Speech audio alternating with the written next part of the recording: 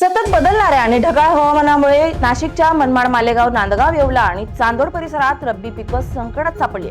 कांद्यापाठोपाठ आता गहू, हरभरा, भाजीपाला पिकांवर रोगराईची संक्रांत उडवल्यानं बळीराजाची चिंता वाढली आहे. याचाच आढावा घेतलाय आमचे प्रतिनिधी अशोक बिद्री यांनी. पाहूयात ते काय. सतत बदलणाऱ्या वातावरणामुळे पुन्हा एकदा शेतकरी संकटात सापडला आहे. गेल्या काही दिवसापासून ढगाळ वातावरण व वाढत्या थंडीमुळे पुन्हा रब्बी पिकांवर संकट आले आहे. आपण बघू शकतो की सतत बदलणाऱ्या व ढगाळ हवामानामुळे मनमाड, मालेगाव, नांदगाव, येवला, चांदवड परिसरात कांद्यापाठोपाठ गहू, हरभरा, भाजीपाला पिकांवर रोगराईची संक्रांत ओढवल्याने बळीराजा चिंता वाढली आहे. गेल्या काही दिवसापासून सुरू असलेल्या ढगाळ हवामानाचा परिणाम पिकांवर दिसून लागला आहे.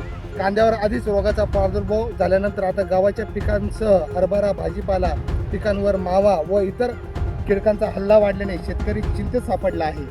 तालुक्यात कांदा हे प्रमुख नगदी पीक असले तरी अनेक शेतकऱ्यांनी गव्हाची पेरणी केली आहे. मात्र ढगाळ वातावरण, दव आणि आर्द्रतेमुळे गव्हाच्या पिकाला पोषक नसलेली स्थिती निर्माण झालेली आहे. या वातावरणामुळे माव्याचा प्रादुर्भाव वाढत आहे.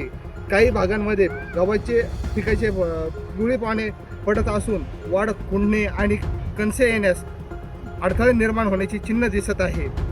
नाशिक जिल्ह्यातील चांदवड, मालेगाव, मनमाड, नांदगाव परिसरात अनेक शेतांमध्ये गव्हाच्या पिकांवर मावा, करपा रोगाची लक्षणे आहेत.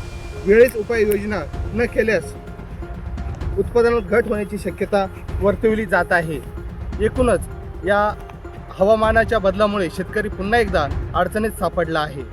लोकशिवाय मराठीसाठी अशोक बिद्री, मनमाड,